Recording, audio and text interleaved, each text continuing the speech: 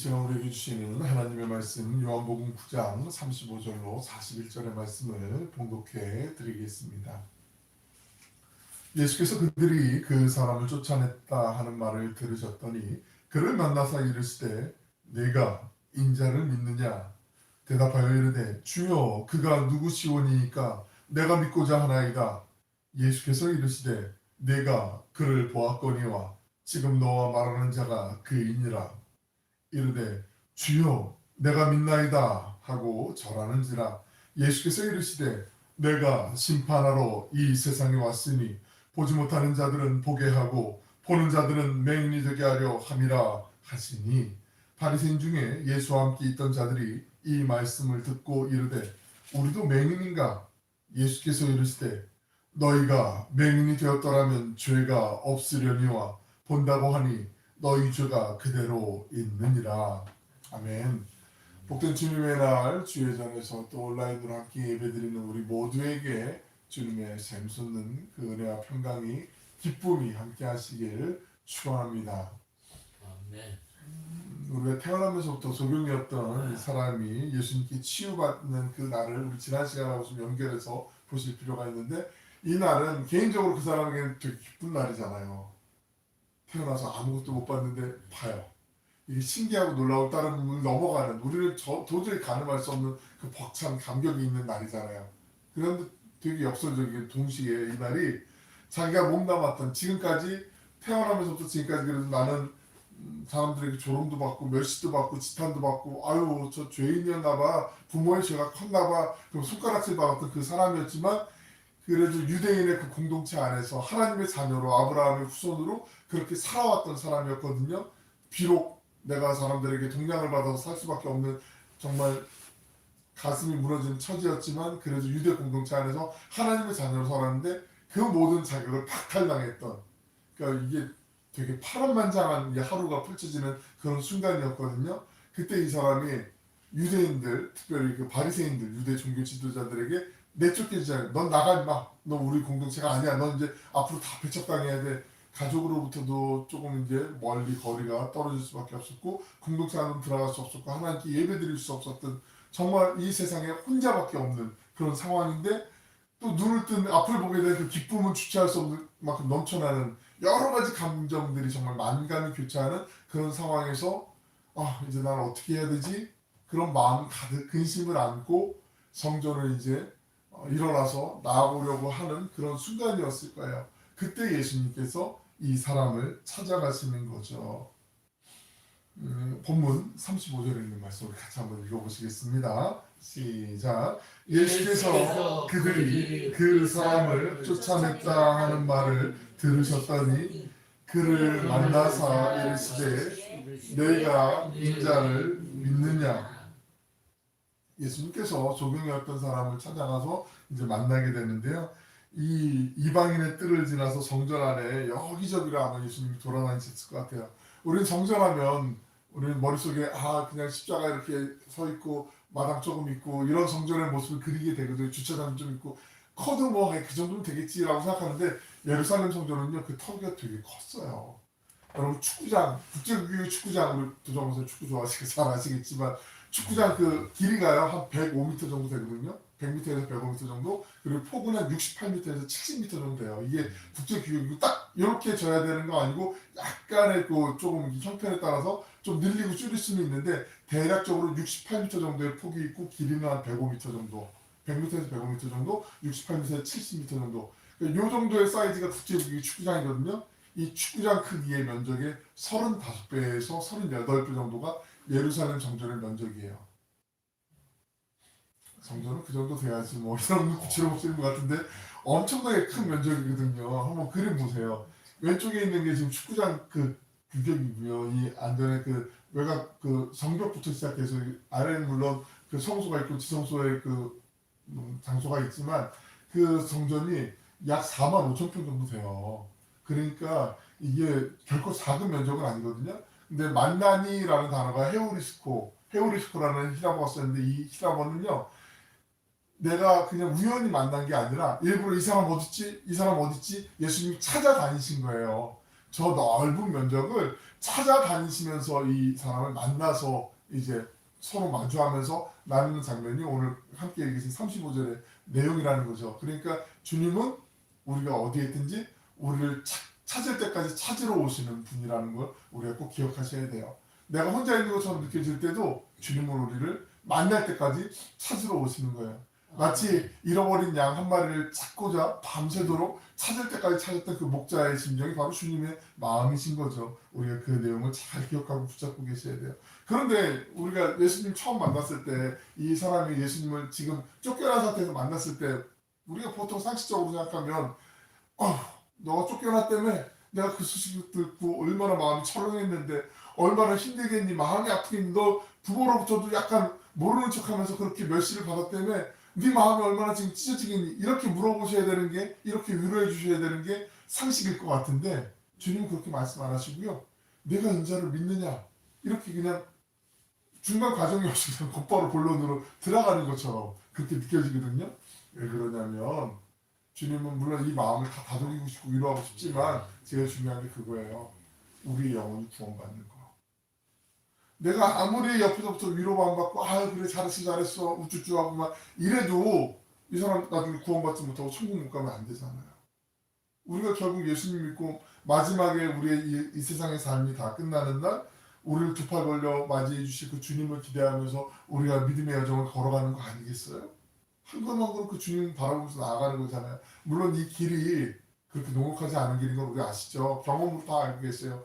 예수님 믿으려고 하니까 왜 이렇게 제약이 많은 것 같이 느껴지는지 주일날 뭐 약속을 잡으려도 눈치 보이는 것 같고 한번 빠지면은 한번 괜히 막 쳐다보는 것 같고 이런 마음이 들 수도 있고 넌 예수 믿는다면서 왜 그래? 라고 주변에서 막 핀잔하는데 핀잔도 듣는 것 같고 내가 예수 믿는다고 얘기를 해야 되나 말아야 되나 약간 이게 막 되게 조심스러워지는 경우도 있고 은근히 제약 아닌 제약이 많아지는 것 같처럼 보여요. 하지만 믿음을 붙잡고 주님을 바라보면서 한 걸음 한 걸음 나아가면 그게 끝에서 우리를 마주해 주실 팔 벌려 마주해 주실 주님을 기대하면서 나아가는 길 이게 믿음의 길의 정석이거든요. 바른 길이거든요. 주님이 그걸 아셨기 때문에 그냥 본론으로 들어가신 거예요. 네가 인자를 믿느냐? 라고 물어보는 거죠. 이 사람의 반응이요 되게 우리에게 감동을 줘요. 우리 36절부터 38절에 있는 말씀 같이 한번 읽겠습니다. 시작. 대답하여 이르되 주여 그가 누구시오니까 내가 믿고자 하나이다. 예수께서 이르시되 내가 그를 보았거니와 지금 너와 말하는 자가 그이니라. 이르되 주여 내가 믿나이다 하고 절하는지라. 속에 있던 사람이 예수님께서 그가 인자가 누구시오니까 하고 묻자 예수님이 지금 너와 말하는 자가 그다라고 인자 사람의 아들이라는 뜻이지만 예수님을 지칭하는 단어인 거 우리 잘 알고 계시잖아요. 예수님 말씀을 듣자 지체하지 않고 주여 내가 믿나이다 하고 신앙을 고백하는 거죠. 그리고 엎드려 절한다라는 게 예배드린다, 월십, 경배한다라는 뜻이거든요. 내가 주님 제가 당신을 믿습니다. 주님이 나의 구주가 되어주셔서 감사합니다 하는 예배를 드리는 거. 그 예배라는 말이요. 그 엎드려 절한다라는 뜻이 있어요. 월십이라는 뜻이. 그래서 bow down이라고 하는데 그 bow가 절하다 이런 뜻이잖아요. 인사한다라는 뜻이잖아요. 엎드려서 내가 납작 엎드려서 주님을 높여드린다 이런 그 자리에서 주님 그러세요? 제가 좀 고민해보고요. 제가 좀 생각해보고요. 제가 좀 이해가 되면 믿겠습니다가 아니라 그 자리에서 주님 맞으시군요 하면서 그때 엎드려 주님을 예배하는 거. 주님은 우리의 예배의 대상이시잖아요. 예배 받으시기 찬양 받으시기 합당하신 분이잖아요. 우리가 그 시선을 고정하고 있을 때 엉뚱한 길로 나아가지 않거든요. 우리가 살면서요 조금 이따가 말씀드리겠지만 정말 주님 아닌 것을 집중하게 되면 엉뚱한 것을 예배할 때가 많이 있다니까요. 진짜 그렇다니까요. 명품백 한국에서만 유독 비싸게 받는 거 뉴스로 통해서 보셨나요? 한국은 비싸게 팔아도 더 살려고 해. 없어서 못 산다고 그래. 그러니까 막 하루가 다르게 막 가격을 올리고 막 이렇게 해도 고가 정책을 쳐도 이 양극화 현상이 많이 일어나니까 백화점에 막 오픈런 한다고 그러잖아요. 문 열 때를 기다려서 막 사람들이 줄 서 있는 거 막 1시간 전, 2시간 전에 막 와가지고 요즘 두바이 쫀드 쿠키인가요? 드셔보셨어요? 저도 아직 못 먹어봤는데 그거 젊은 친구들 너무 광풍이 불어가지고 그래서 요 겨울 때가 헌혈을 많이 안 하거든요. 못 하거든요. 근데 이때 그 혈액원에서 아이디어를 좋은 아이디어를 내서 헌혈하시는 분들 그거 하나씩 드려요 하니까 헌혈하는 인원이 꽤 많이 늘어났대요. 7군데 헌혈의 집에서. 그러니까 하여튼 사람의 심리가 이런 게 주님을 집중하지 않으면 엉뚱한 길로 빠지기가 너무나 쉬워요. 우리는 지혜롭고 자기는 합리적인 것 같이 생각하는데 그 합리론과 지혜로움 속에 자기가 함몰돼서 주님 아닌 것을 헛물통하는 경우도 되게 많이 있단 말이죠. 주님이 그래서 이 사람에게 네가 나를 인자를 믿느냐? 아 이분이 주님이 주구나. 내 모든 것을 맡겨도 아쉽지 않고 아깝지 않겠구나. 주님을 저 전생에 거쳐서 예배 받으시기에 찬양 받으시기에 합당하신 분이십니다 하고 엎드려 절하는 거예요. 예배하는 거예요. 이게 믿음하고 경배하는 거, 믿음과 주님을 예배하는 게 분리될 수가 없는 거죠. 우리가 주님을 정말 구주로 믿으면 그 믿음이 우리의 삶으로 드러날 수밖에 없어요. 감추려고 해도 감춰지지 않는 것을 우리가 잘 기억해야 돼요. 안 그러면 우리가 가끔 그런 예전에는 그런 표현 많이 썼는데 그 주일만 그냥 예배 드릴 때는 내가 믿음의 사람인 것처럼 기독교인인 것처럼 했다가 밖에 나갈 때는 야 그거 어떻게 그렇게 사냐 야 그냥 좋은 게 좋은 거지 이러면서 그냥 세상에서는 세상의 법칙대로 로마에 갔으면 로마의 법을 따라야지 이렇게 살다가 나중에 주일 오면 다시 이제 그리스도인 모드로 착착착해 그렇게 살고 이런 경우도 많이 있었어요. 부끄러운 고백이지만 저도 그 목회를 하려고 생각하기 전에는 저도 대표적으로 그랬던 사람 중에 한 명이거든요. 주일날은 교회에서 괜히 혼자 막 경건한 척 그렇게 혼잡다가 주일 세상에 나가면 같이 어울려야지 친해야지 막 이렇게 젊었을 땐 저도 그런 적이 있었거든요. 그래서 되게 부끄럽고 부담스럽지만 그게 우리에게는 어쩔 수 없는 연약한 부분들이거든요. 큰 부분들이. 근데 주님을 바라보고 시선을 고정하면 주님께서 만져주세요. 그리고 인도해 주세요. 나를 맡기느냐 안 맡기느냐 그건 내 의지로 할 수 있는 거잖아요. 그러면 주님 놀라운 그 안에서 참된 자유함과 은혜를 부어주시는 것. 오늘 태어날 때부터 소경이었던 사람이 주님을 만나 눈을 뜨게 된 다음에 이 은혜를 체험한 거예요. 그리고 이제 고백하는 거죠. 주님, 정말 주님은 저의 모든 것입니다 하고 예배 드리는 거죠. 우리의 신앙의 자리가 여기까지 나아가셨으면 얼마나 좋겠어요. 아직은 아닌가요? 아직은 좀 더 있다가 나중에 결정적인 순간에 그때 가서 돌이켜야 되나요? 아니에요. 지금 바로 지금. 그러면 더 큰 풍성한 은혜가 내 것이 돼요. 내 것이. 어떡하냐? 저 사람 은혜 받았네? 저 사람 되게 자유해지네? 저 사람 되게 좋아 보이네? 부러워하지 않고 지금 내가 주님 앞에 그렇다고 해서 뭐 우리가 당장 모든 거 포기하고 뭐 선교사로 나가거나 뭐 목회자의 길을 걸어가거나 이런 게 아니잖아요. 일상은 똑같이 변한 게 없는데 내 마음의 자세를 바꾸고 태도를 바꾸면 삶에서 정말 주님의 성품이 닮아가는 열매들이 맺어지게 되어 있는 거죠. 당장은 아닐지 몰라요. 하다가도 에이 때려쳐 뭐 관도 막 짜증도 나고 막 분노도 나고 막 이럴 수 있는데 그때 주님 아시잖아요. 제가 이렇게 모난 부분이 많고 연약한 부분이 많은데 주님 다듬어 주시는 거 알아요. 나중에 후회를 하더라도 다시 돌이키고 그러다 보면 주님의 그리스도의 장성한 분야까지 우리가 다듬어져 가는 거 성숙해져 가는 거 이게 믿음의 길이거든요. 한 번에 이 사람 정말 성자 같아 뭐 이렇게 바뀌는 사람도 있을 수 있지만 거의 대부분의 경우는 아니에요. 우리 안에 하루에도 몇 번씩 올라오는 옛사람의 기질과 우리의 그 자연스러운 그 모습들이 얼마나 많이 있어요. 하지만 주님을 더욱더 한 걸음 더 신뢰하고 오늘도 주님을 어제보다 찾길 원하고 주님을 예배하길 원합니다. 그 고백 속에 주님이 우리를 아름답게 주님을 닮아가는 모습으로 빚어주시는 거죠. 그 은혜가 우리 모두에게 함께 하시기를 축원합니다. 아멘. 우리는 그 어떤 사람이 종교학자 중에 그 폴 스티븐스라고 하는 사람이요. 그 사람들이 이제 신앙생활 하면서 그 통계랑 뭐 조사를 해봤어요.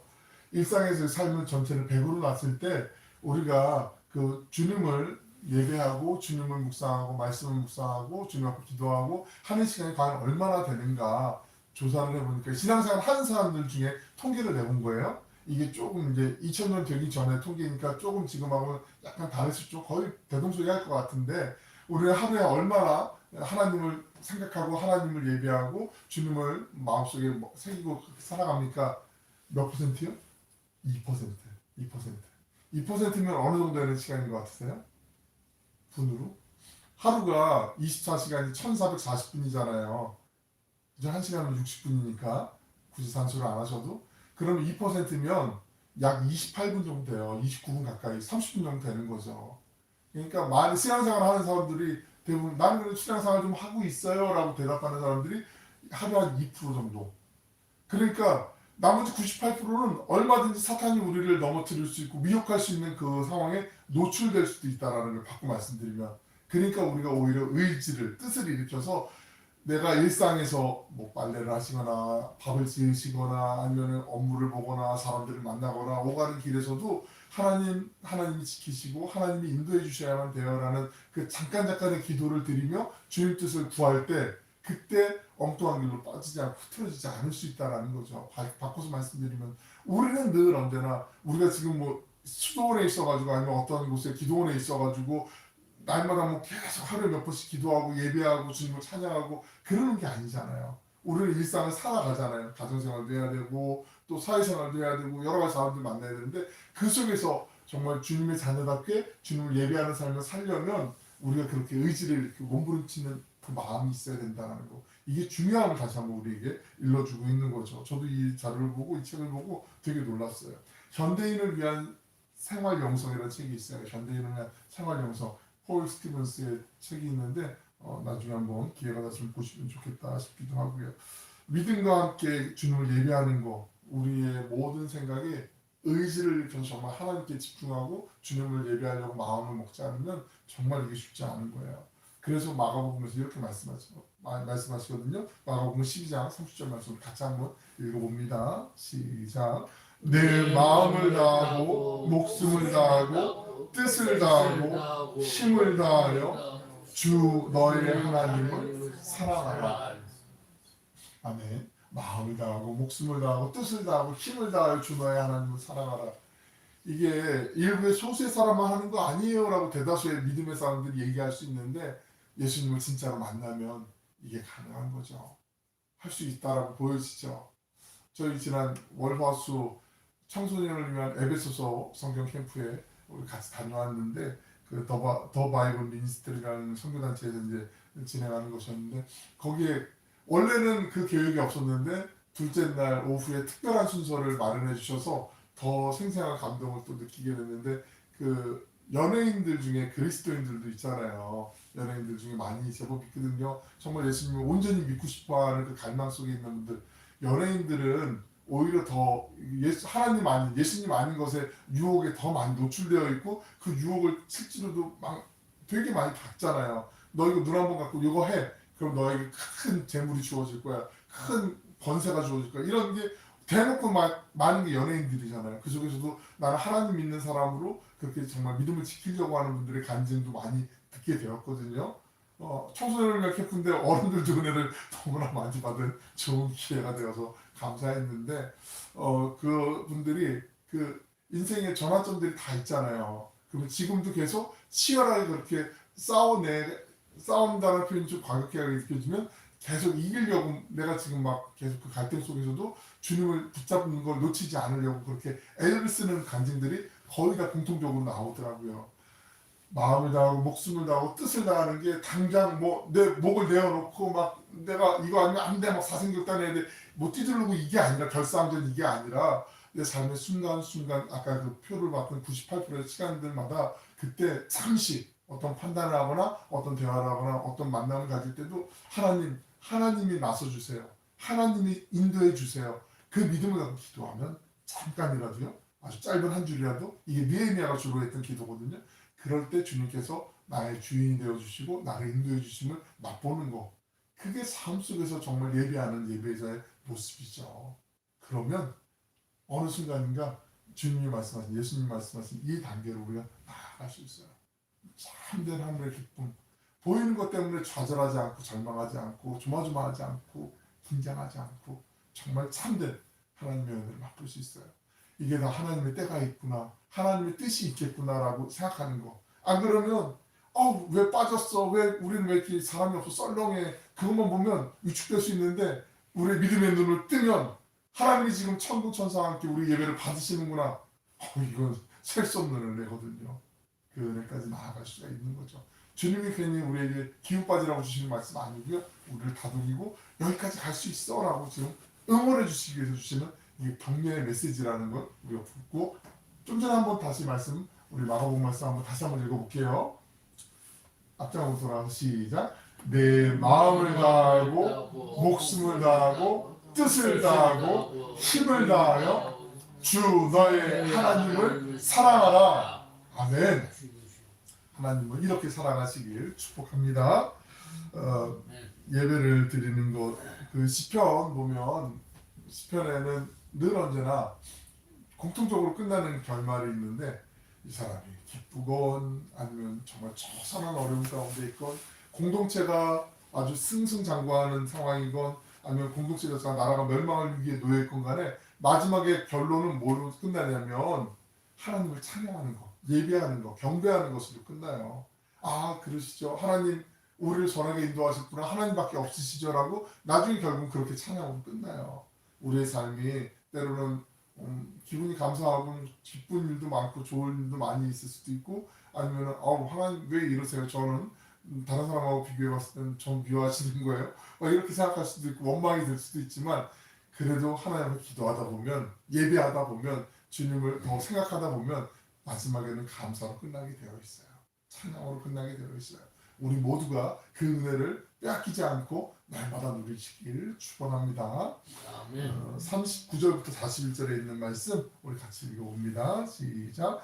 예수께서 이르시되 내가 심판하러 이 세상에 왔으니 보지 못하는 자들은 보게 하고 보는 자들은 맹인이 되게 하려 함이라 하시니 바리새인 중에 예수와 함께 있던 자들이 이 말씀을 듣고 이르되 우리도 맹인인가? 예수께서 이르시되 너희가 맹인이 되었더라면 죄가 없으려니와 본다고 하니 너희 죄가 그대로 있느니라. 지금 이 부분이 9장의 마지막 부분이잖아요.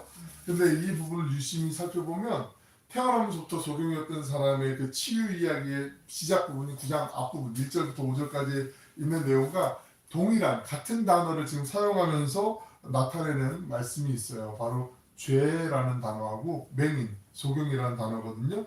9장 2절에 있는 말씀하고 41절 말씀 대조해서 한번 볼게요. 2절에 제자들이 물어이르되 라삐여 이 사람이 맹인으로 난 것이 누구의 죄로 인함이니까 자기니까 그의 부모니까 이렇게 죄라는 것과 맹인이라는 단어 쓰는데 41절에도 예수께서 이르시되 너희가 맹인 되었더라면 바리새인들에게 하는 거고요. 앞에는 제자들이 예수님께 여쭙는 거잖아요. 맹인 되었더라면 죄가 없으려냐 본다고 하니 너희 죄가 그대로 있느니라. 지금 이 설정이 처음에 시작도 이 앞을 못 보고 있던 한 사람을 보면서 사람들이 누구의 죄 때문에 그런 거예요? 궁금해요? 라고 물어보는데 예수님께 그의 죄가 그 때문이 아니고 부모의 때문도 아니다. 하나님의 일을 하시고자 함이라. 죄 때문이 아니다. 3절을 끊고 그 다음 앞부분을 끊고 절을 나눠야 된다는 걸 혹시 기억나실지 모르겠는데 그 번역하면서 또 절을 나누면서 거기 조금 오류가 있었다라는 말씀을 드렸잖아요. 그걸 일단은 내려놓으시더라도 2절에 이 맹인과 죄라는 단어가 있고 다시 한번 마지막 부분에서 이 9장의 끝부분에서 맹인과 죄라는 단어를 강조하시는 이유가 있어요. 의도적으로 예수님이 이 말씀을 하시는 이유가 있어요. 지금 예수님과 이 소경이 있었고 소경이었던 사람이 있었고 그 옆에 바리새인들 유대 종교 지도자들이 지금 있었거든요. 근데 바리새인들이 이제 옆에서 예수님과 이 맹인이었던 사람 이제 자신의 공동체로부터 추방을 시켜놓은 그 사람들이 대화를 듣고 있는 거잖아요. 들으면서 이제 예수님의 말씀 중에 너희가 맹인이 되었다면 바리새인들에게 너희가 맹인이 되었다면 죄가 없으려냐 본다고 하니 너희가 죄가 있다라고 그렇게 지금 말씀하시는 거란 말이죠. 요거를 우리가 잘 기억하기 위해서 예수님 앞에는 죄가 있는 사람과 죄가 없는 사람들로 나뉠 수 있는 것을 우리가 보게 돼요. 소경이었던 사람처럼 눈이 멀었던 사람이라고 해도 예수님을 빛이 되신 예수님을 내가 주님으로 만나면 그 사람은 죄가 없는 사람이 돼요.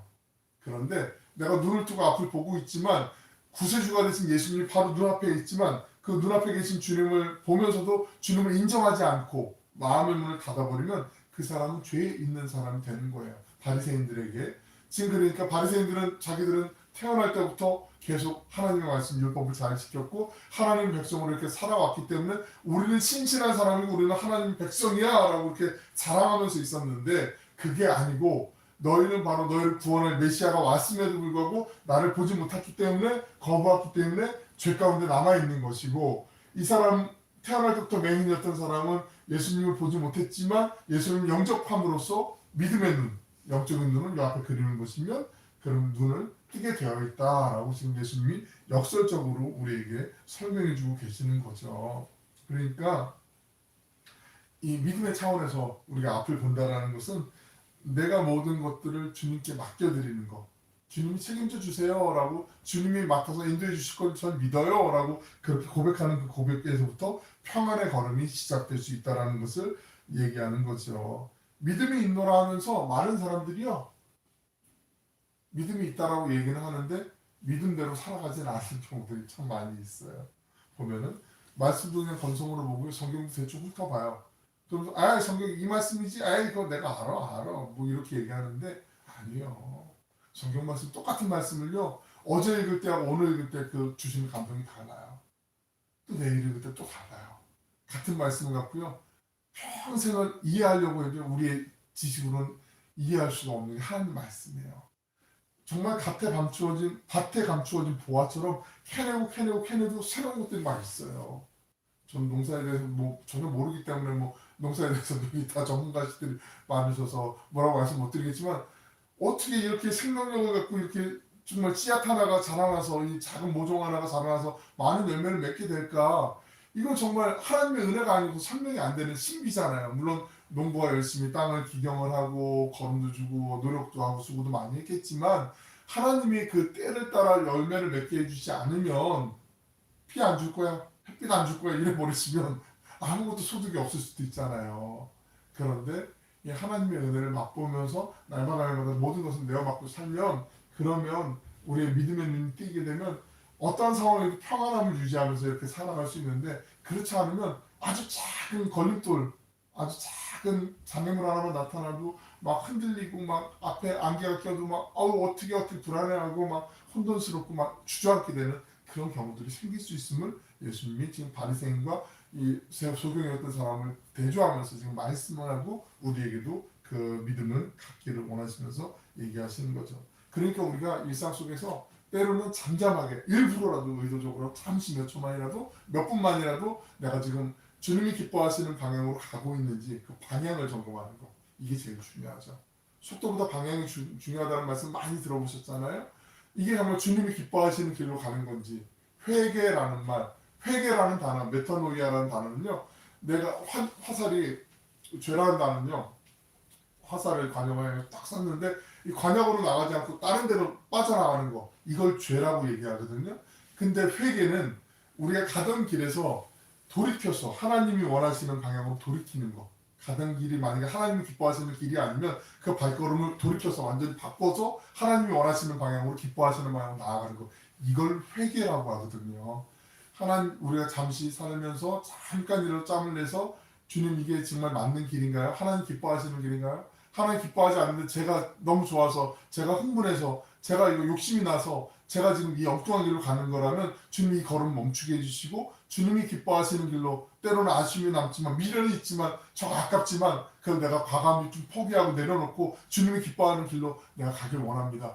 이렇게 기도하면서 나아가면 그러면 정말 바른 길 가는 거예요. 그게 믿음의 길이고요. 그게 주님이 기뻐하시는 삶의 길인 거죠.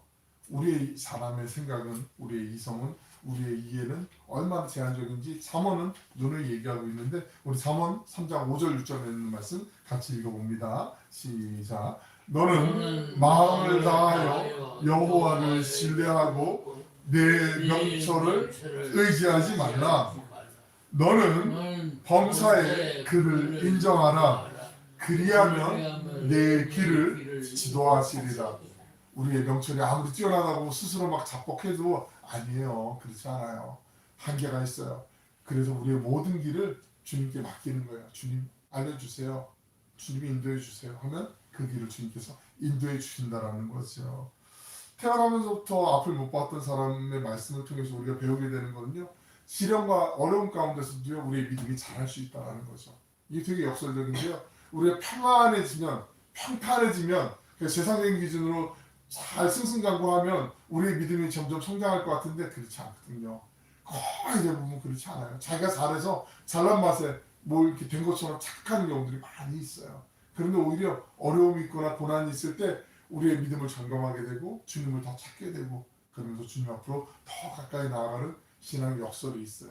오늘 이 믿음의 소경, 앞을 못 봤던 사람이지만 주님을 만나면서 믿음의 눈도 띄어지게 된 이분이 바로 우리에게 그런 샘플처럼 보여주는 거예요. 왜냐하면 처음에는 예수님을 그냥 선지자 중에 한 명 아닌가 그렇게 생각했는데 나중에는 그분이 스승이고 주님이신 것을 인정하게 되면서 예수님을 예배하는 그 단계까지 이렇게 올라가는 거죠.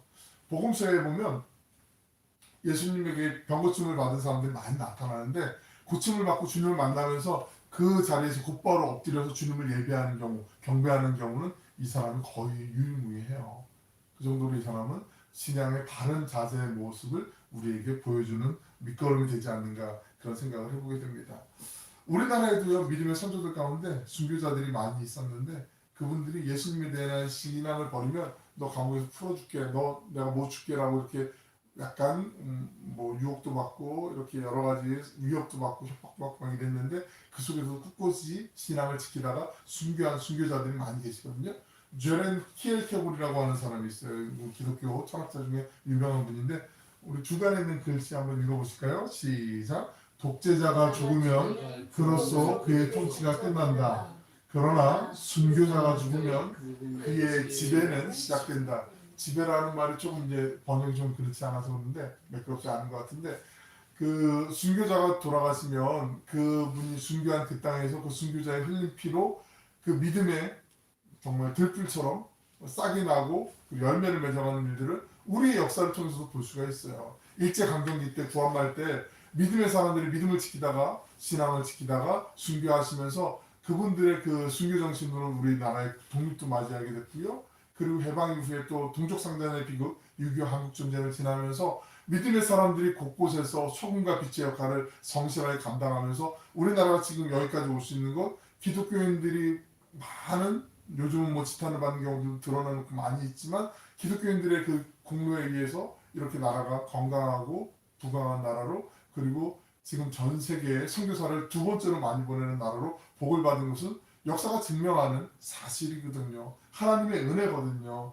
오히려 우리를 고난 가운데 정결하게 하시는 그 하나님의 은혜를 우리가 이미 믿음의 선배들을 통해서 이미 맛보았어요. 그러면 우리가 이제는 빛으로 오신 주님을 바라보고 주님의 뜻 가운데 나아가려고 날마다 시간마다 한번 우리가 정해놓고 한번 주님의 뜻을 구하는 거 이게 정말 중요해요. 아까 말씀드린 것처럼 하루의 시간이 1440분이라고 말씀드렸잖아요. 단 10분만이라도 뭐 2%라고 얘기했으니까 한 30분까지라도 우리가 좀 시간을 정해놓고 기도하고 말씀을 읽고 찬양하고 그리고 주님의 뜻을 구하는 거 그럴 때 우리가 하나님께 더 가까이 나아가게 되고 하나님 은혜 안에서 머물 수 있는 그 우리의 삶의 걸음걸음이 될 수 있다는 거죠. 우리 함께 믿음의 주여 우리를 온전하게 하시는 주님만을 바라보고 날마다 믿음으로 선택하는 복된 길을 걸어가시면서 세상의 한복판에서 살아계신 주님을 찬양하고 예배할 수 있는 그 예배자들로 날마다 세워져 가시길 주님의 이름으로 축원합니다. 기도하겠습니다. 사랑하며 풍성하시고 자비로우신 아버지 하나님, 세상의 구원과 생명을 주시기 위해 오신 주님을 바라보며 날마다 주님의 뜻 가운데 믿음의 길을 걸어가길 원합니다. 그 믿음의 여정에서 언제나 신실하신 주님 앞에 우리의 뜻과 의지와 모든 계획을 맡겨드리며 주님과 동행하길 간구합니다. 저희에게 선물처럼 주신 하루의 24시간, 이 1440분의 시간 가운데 10분만이라도, 20분만이라도, 30분만이라도 호흡을 가다듬고 주님 앞에 잠잠히 멈추어 서게 하여 주시옵소서. 포로로 바벨론에 끌려왔지만 하루 3번 시간을 구별하여 예루살렘을 향해 기도했던 다니엘처럼 저희 삶의 자리에서 형편에 따라 믿음으로 시간을 구별하여 세상의 그 무엇이 우리의 영적 눈을 흐리게 하는지 내가 지금 걷는 이 길이 주님께서 원하시고 기뻐하시는 방향으로 가고 있는지를 성찰하는 분별력을 허락해 주시길 원합니다. 세상에선 미련해 보일지라도 주님만을 바라고 믿으며 복된 십자가 복음을 따라 믿음의 길로만 묵묵히 전진하는 저희 모든 예배자들 되게 하여 주시옵소서. 감사드리며 사랑이 많으신 예수님의 이름으로 기도 올려옵나이다. 아멘.